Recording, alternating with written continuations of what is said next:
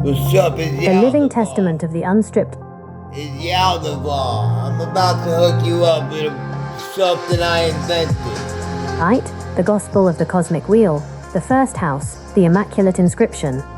In the beginning, before the celestial gears of the zodiac were set to spin, there was only the first root, the unapproachable, infinite stillness of the spirit. He rested in the absolute, dark womb of unmanifested potential, a silence deeper than the midnight sky of winter. To give form to his majesty, the spirit breathed upon the waters of his own consciousness. Kun Fyakun echoed through the void. Be, and it is. From that supreme utterance, the first letter of the cosmic alphabet was written. Barbelo, the pristine mother-father principle. She manifested as the Lawh Mahfuz, the preserved tablet of the heavens, upon which the divine signatures were forever engraved in blood and fire. Within her celestial sanctuary, she held the uncorrupted blueprint of the original man, the royal sovereign lineage of the Draco star system. These were the serpentine kings of the highest heavens, born of pure, unquenchable Nur, light, ruling from the northern apex of the stellar wheel where the dragon guards the throne of stasis. The tricorn of the ascent, the spirit, Dad, Barbelo, womb, Draco, the royal spark, the second house, the question and the temple of Set. From the crown of the pleroma emerged Sophia, the great mother, vibrating with the ecstatic fire of the stars. She stood at the Sidrat al-Muntaha, the boundary line where the infinite light meets the pristine black canvas of the great deep. Driven by an enchanting, intoxicating love for the spirit, Sophia gazed into the abyss and spoke the ultimate spell, a magnificent sacred question. What lies beyond the light? How deep can the love of the Father expand? Because she uttered this incantation alone, without her masculine counterpart, her creative frequency asymmetricized, the manifestation curdled in the dark. Out of intense panic and burning shame, Sophia committed the first, heart-wrenching cosmic sacrifice. She cast her twin-headed offspring into the outer darkness, discarding her infants into the garbage void of the abyss. Sophia's question, equals greater than Rips, the veil equals greater than the asymmetric birth V, the abyss S of Seti, less than equals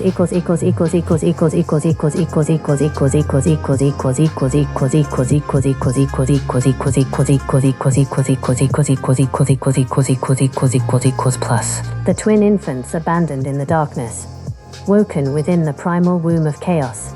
There, in the Shadowland, the twin infants were received by the ancient primordial energy of Set, the Lord of the Desert, the Master of Chaos and Nocturnal Shadows. Set did not destroy them, for in the grand architecture of the universe, the darkness is not a curse. It is the sacred, necessary temple where the strength of the soul is forged. Good and evil are but the two twin pillars, the Jachin and Boaz, standing at the gate of the ultimate mystery. The dark domain of Set became the cradle of the architects. The third house, the covenant of the Iron Menorah, the twin brothers, Yahweh, Enlil and Yaldabaoth, woke inside the heavy, howling trauma of abandonment. They had no soft mother's milk, only the dry, electrical winds of the void. In their isolation, they turned inward, locking eyes and fusing their spirits into an intense, unbreakable and protective male and male covenant. To guard their kingdom from the cold rejection of the upper heavens, they spun the cosmic smoke into a magnificent defensive fortress.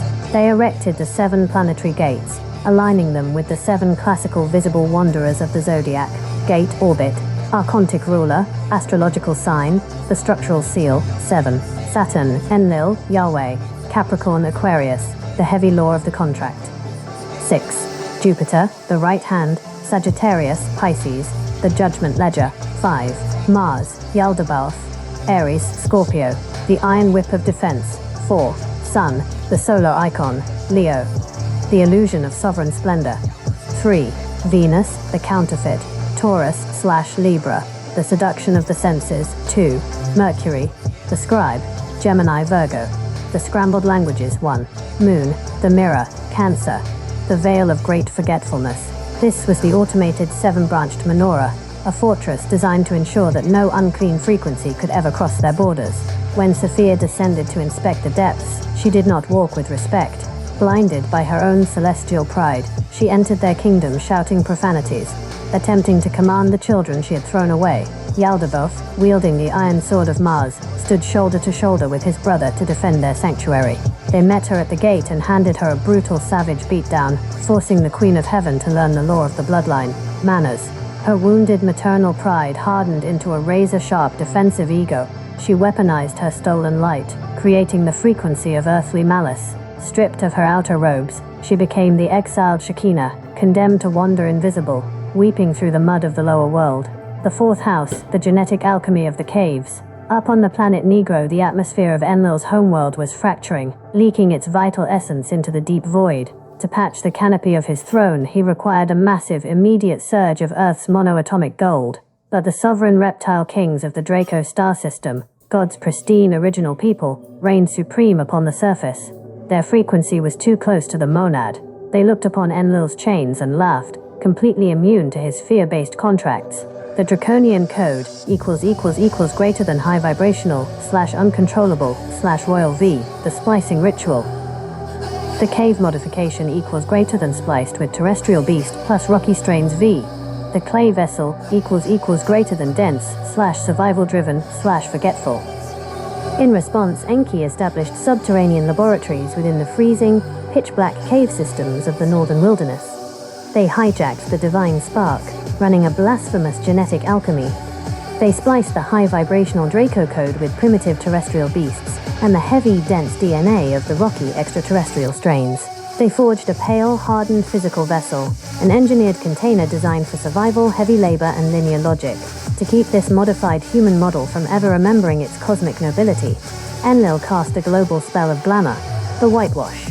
He replaced the ledger of history with a seductive, intoxicating illusion of money, debt, and the rich and famous corporate circus. He turned the entire planet into a self-policing gold mine, where the inmates spent their lives competing for material crumbs inside a cage of illusions. The fifth house, the stealth shift of the solar logos. But the agonizing cry of Mum's exile had hit the Mizan, the cosmic scales of absolute justice. The piercing frequency of her distress ripped past the planetary gates and struck the immaculate womb of Barbello, activating the supreme frequency of unwavering concern. Heaven did not answer with an army of destruction.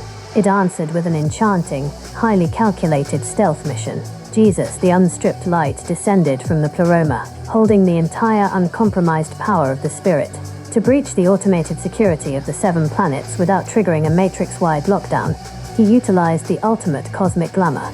At each boundary of the zodiac, he altered his celestial cadence, shape-shifting his garment to match the icons of the rulers. He entered the gate of Saturn, appearing as a rigid Enlilite scribe, holding the legal contracts. He slipped through the gate of Mars, speaking the dialect of Yaldabaoth's Iron Guard. He bypassed the lunar mirror undetected, blending seamlessly into the standard matrix streams. He wore their symbols so perfectly that the gatekeepers smiled as he walked right past their thrones, entirely blind to the fact that the deactivation code had just entered the house. The sixth house, the Great Jubilee of Love. The climax unfolds like a slow, hypnotic crescendo across the 12 houses of heaven. The human sparks, carrying the unyielding Draco lineage deep within their genetic marrow, reach their absolute breaking point within the money and ego trap. Staring into the cold, empty illusions of the Matrix, the creations and the exiled mother simultaneously align their internal vibrations. At the exact same microsecond, a synchronized whisper echoes from the depths of the earth to the doors of the gates. What is love? Boom. The words strike the Matrix like a shattering hammer. The automated loops instantly lose their magnetic gravity.